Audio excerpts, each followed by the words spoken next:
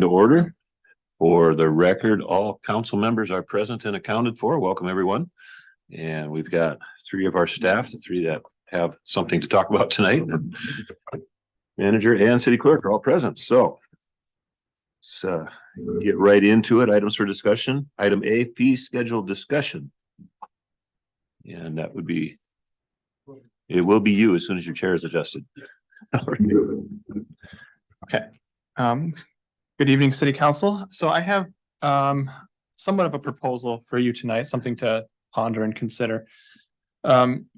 So I'll talk about my side of it a little bit, and then I'll hand it off to Jameson and Rawl if they want to talk about their side of things a little bit. So on our side of the building, over on the public works side, we take in a bunch of plans, a bunch of different types of revenues in Title 15. So Title 15 contains the building codes, the fire codes, some planning stuff, but a lot of it has to do with building and fire codes specifically. So we function for the city of Sunnyside, we function under the International Building Code, the International Residential Code, the International Fire Code. So there's lots of parts, and we have that all codified within our municipal code. In those codes, especially with the residential code and the building code, there are portions in that code that talk about best practices for intaking of revenues into the city when it comes to building permits and that sort of thing. And they will generate a chart. That chart is, I forget if it's every 6 months or if it's yearly, but it's a fairly regular, or maybe it might be 3 months, but it's fairly regular that they will go through and update this chart. And oftentimes they'll update the code with the cost of lumber, the price per square foot, the cost of concrete. So one of the things that we've been running into is and I'll kind of turn to page, I give you a little bit of handout right here so you can kind of see it in front of you. One of the things that we've been running into, it starts on page 17, especially with construction, is that there's a constant update to this. So it goes off the International Building Code. It goes off of a median rate. So they'll look across the country. They'll go to Nebraska, Rhode Island, whatever, across the country, and they'll put in their standard rates that they recommend that cities charge based upon what they're seeing at a national average. So what I'm proposing tonight, and what I have in front of you, is taking this fee and taking these revenues right here, removing them from Title II and turning that into a resolution that we maintain and update our fees that way. So what we run into is that it's a lot of maintenance to process this as an ordinance whenever these things get updated, especially if they're being updated 2 or 3 times a year. And then we have to go through and send it off to our keepers of our ordinance. And sometimes they don't get it right. Sometimes they have things formatted in a weird way, and it doesn't always translate. And then we have to make sure that it's updated in several other spots. We still absolutely plan to have something like this available to the public and accessible on our website and everything like that. But we would rather it would be easier, it would be less of a maintenance nightmare to manage this through resolution. So anytime we want to do any sort of fee changes, it would just be a resolution, and then we could update that in the office and update all of our tables. So what I have before you here is starting with the fire code. We don't have a lot of proposed changes for the fire inspection just because we haven't been doing them a lot recently.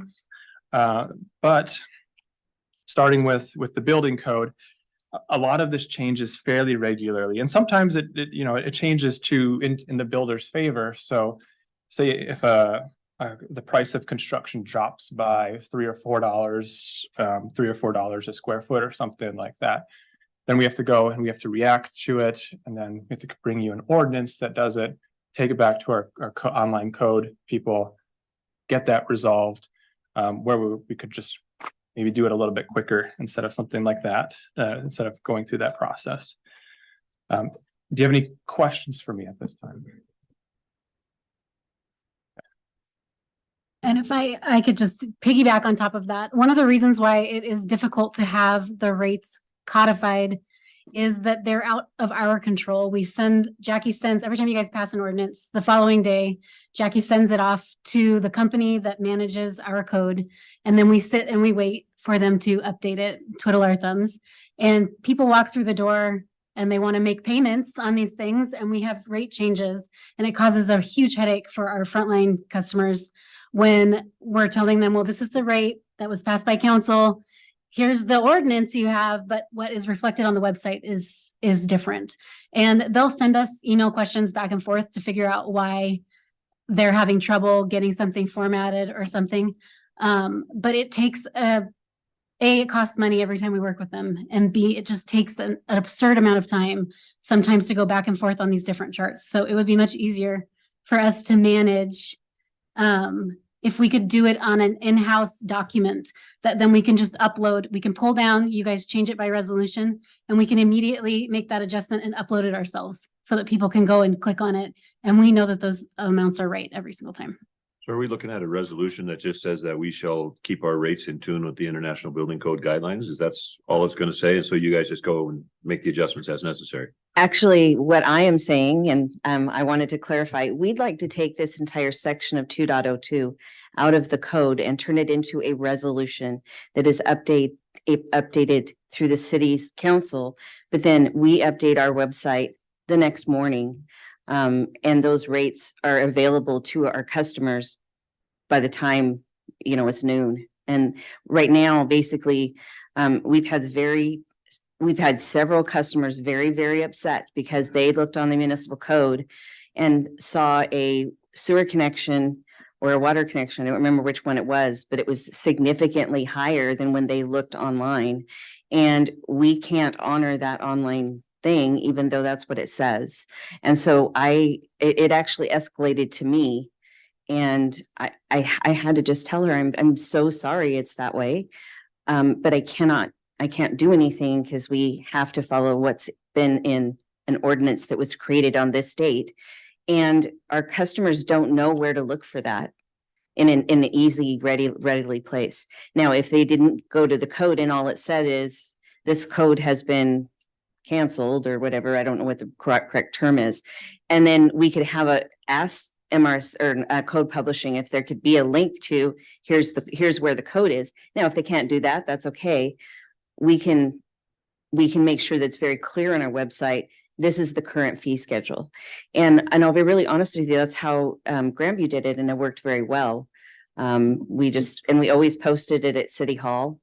Had a hard copy posted on the bulletin board, and then always had it available online. So I think that's what my staff is saying, is just pull this 2.02 completely out of the code. Let us handle it in-house. We've passed in January that we'll have a media coordinator, and that could be a part of the role of making sure that that is updated. And we're hoping that it's Jackie, which it is. I know I made her sweat the other day because she thought she was gonna. We were reclassifying her title. So her being the city clerk, it makes sense for her to go in and update the social media and say, hey, there's a new rate. Here's the link to it. Also make sure that it's on our news feed and that kind of thing. So that's basically what staff is saying, that we're finding this very cumbersome, and I feel really bad for our customer when, and I wouldn't be very happy as a customer of ours if somebody said, hey, it says $500 and now it's $1,500, and I had asked for a loan for $500 and now I have to come up with another $1,000. I wouldn't be very pleased with the city if that was what was done. And this wasn't 1,500. This was a big difference in our rate. And so they were really upset with us. And I got dragged into that a little too. I know you did. I didn't want to say that. So these changes would still be approved by council. That's correct. So it'd be approved by council just by resolution instead of ordinance. And the rate schedule would be attached to that resolution. And we would list everything that's changes with the, track changes, and it would look at just like what you're seeing now. It just would not go to code publishing and go into our municipal code. It would go to Jackie, who would then publish it on our website. How often do they make changes? Which code publishing? Yes. It just depends. Jackie, what's the longest time you've seen on an ordinance? 3 months, 4 months. Now, does that mean every time there's a change, it comes to council, or it's just this one time? And then No, it just varies depending on their workload. Is that correct? Yeah. Yeah. And what you want to remember is all 241 cities in the state are normally making about the same changes about the same time. So their workload is like the ocean, it ebbs and flows. And when everyone's changing everything, which is this is the time of year when we make all the changes, they basically have every city in the state that is on their thing. I'm not sure if they have everyone, but they're all going, hey, I need this now. I need this now. And they're just like, well, we come in the order served. so this would be a speed up of the process of getting the information to our customer. Yes, it sure would. Elizabeth, if I may, also, they review every sentence. So it's not just uploading it, they review it. That's why it takes so long. They're reviewing everybody's ordinances, not just uploading, they're Which is reviewing. important. Yeah. When you want to codify something, you guys pass the ordinance and the code is the law book that the people get to go and look at. So it's important work that they do. But the level of detail and the cost and the time it takes for something that we update so regularly is the real pain point here. And we could also ensure that every time that this is brought to council through resolution, that we have the city attorney review it. And that way we've had our legal compliance, just make sure that he's looked at it. I think that would be fair to make sure we're getting it right. Mhm.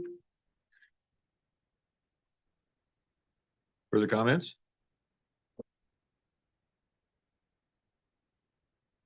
Doesn't sound like there's any major objections or alarms going off in anybody's head at this point. It does make sense. I'd like to be able to deliver better service to the customer. I think in light of the conversation that was had over this whole hookup issue this past summer, I think it'd probably be in everybody's best interest to get that switched around a little sooner, a little more efficiently, make the process a little. And I think we'll probably end up saving money in the long run on that one as well. Maybe enough to pay one of those positions we're concerned about. So the process would be, and I'm not sure if we could pull it off by the next meeting, but I think we'd be pretty close. We would then create an ordinance removing that section, and then we would have a resolution providing for the new code, so that not new fee schedule, and then get that on our website right away. And I have been working on it already, so I should have it ready for the next meeting. Have it ready for Monday? Mhm. Yeah. I was also working on a draft resolution too, so. Oh, the resolution. Well, I've been working on oh, really? Well, see, we're doing double We're work. modifying an ordinance, so we need a public hearing, correct? Yeah, so you'll have to hold a public hearing on the 11th before you can adopt. That's true. But can we vote on it at the end of that public hearing? Do we have to wait for next meeting? No, there should be no reason why we can't vote it on the same meeting. There's nothing wrong with that, but you do have to allow the public to comment when we're making changes to an ordinance. Okay. We can squeeze that in on the agenda Monday night. I believe so. Okay. And I also have the rest of the fees, aside from what Trevor and Raul are going to talk about. As we talked about in the budget process, we looked at just a 4% kind of across the board increase in revenues and expenditures. So the rest of the fees that aren't particularly talked about, we'll see that 4% increase, and you'll see that in the resolution that's presented on Monday. All right. Further questions or comments on this? Just a comment. I'm a short timer and we're raising fees and we're gonna have 4 new council members. Maybe we ought to let them decide whether they want to charge the public another 4%, because they're the ones who are gonna get the backlash if there is any backlash. So just a thought. Actually, Mr. Farmer, in the code, it allows me to make the change up to 6% without council's approval. So I just want to let you know that, All right. just so you know. No, history is, a lot of times that falls through the crack and we don't do the 2% or the 4% for years. We've gone a long time without raising them and have been caught. So I think this is gonna do it without a jolt to everything, when we really have to double the price because we will be more in line every year. And that's what I've said when I was in the finance department, small bites are better than big bites. Yes. Well, and then to your point, Mr. Farmer, the new council obviously is going to take over, but they're going to have an easier opportunity to change it if they want to. If they're Correct. not happy with it, it won't require the process that we're going through right Correct. now. So Correct. in that aspect, but I understand your concerns. I do too. And I've instructed Jackie to reach out to the city attorney just to double check if the public hearing is absolutely necessary. I'm sure you're right, but I just want to double check. It has to do with the fact that we're taking money. It's a money issue. So I'm. Yeah, but we're still going to reach out to him because we've missed the deadline for publicizing a public hearing. Yeah, so we may have to do it next year. That's okay. Well, we'll follow the law and we'll do it the right way. That's correct. And I will apologize for that. I didn't realize we had to have a public hearing for it. So that's my bad. My understanding, anytime we're going to take money from the people or we're going to, impose taxes, that we have to have a public hearing. That's the case, then Mr. Farmer will get his wish as well, and our newly elected council members will get to weigh in on that, so. All right, very good. And then keep us informed, I guess, and proceed forward as necessary, and we'll do what we can on Monday. And if we can't do it on Monday night, then we'll take care of it in January. All right. We're doing better this year than we did last year because I think it was February before we got the 2023 one passed. So. Yeah. Yeah, you waited till I was out of the country. Just made it a lot easier. All right. Well, the next item on our agenda then is the executive session. We've asked for 1 hour pursuant to RCW 42.30.120.1G to evaluate the qualifications of an applicant for public employment. I can read, I promise, or to review the performance of a public employee. So we are going to ask for that. That is the manager's evaluation, which we are to conduct every year. And again, just to reiterate what I had said before, I want to do it with this council because we are getting new members coming in who have never had the opportunity to work with our manager. And so it is unfair to ask them to come up with a serious review of someone that they have not worked closely with. And also wanted to give outgoing council members a chance to weigh in. You were all present when the manager was hired. And I think that it is only fair to give you the opportunity to do one more evaluation. So with that, I will see you later. we will, yes, those who do not need to be here, you may depart, and thank you for being here this evening. The shortest meeting of my career. 48. Yeah, actually, this is a pretty quick meeting. Action is expected. I'm sorry no action is expected on this evening. I'm gonna pause the recording. I'm going to pause.